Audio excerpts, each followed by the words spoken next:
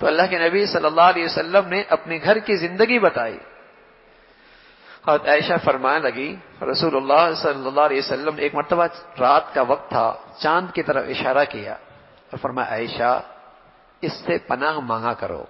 اشارہ تھا چاند سے رات کی طرف، اس لیے کہ چاند تو رات کو نکلتا ہے، رات کو ہی نظر آتا ہے.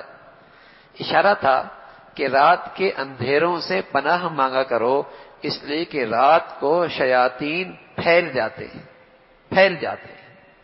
تو رسول اللہ صلی اللہ علیہ وسلم اپنے گھر والوں کو مسنون دعائیں سکھایا کرتے تھے. شام کی مسنون دعائیں، صبح کی مسنون دعائیں. اور خاص طور پہ عائشہ فرمانے لگی جب آپ علیہ الصلوۃ والسلام پر ایک یہودی نے جادو کیا اور پھر اللہ رب العزت نے اس جادو کے توڑ کے لیے قرآن کی 11 آیتیں اتاری، قل اعوذ برب الفلق قل اعوذ برب الناس، یہ 11 آیتیں اتاری جس سے آپ کے اوپر جادو کے اثرات جو تھے وہ ختم ہوئے.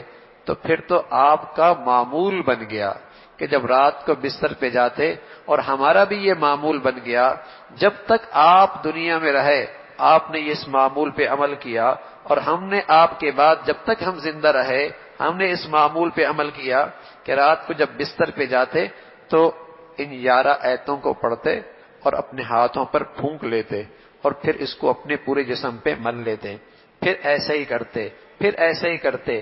3 مرتبہ ہمارا یہ عمل کرنا ہماری زندگی بھر کا معمول بن گیا.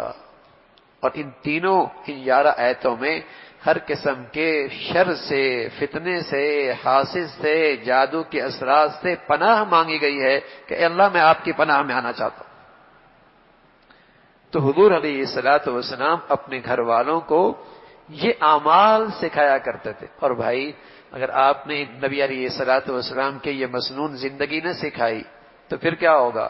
کبھی اس بابا کے پاس جائیں گی، کبھی اس بابا کے پاس جائیں گی، کبھی اس عامل کے پاس جائیں گی، کبھی اس بابا کے پاس جائیں گی، بابوں ہی کے چکر لگاتے رہیں گے. نبی علیہ الصلوۃ والسلام نے خوبصورت زندگی دی ہے. مسنون دعائیں، جو طاقت اللہ کے نبی کی مسنون دعاؤں میں ہے دنیا کی کسی وظیفے میں نہیں.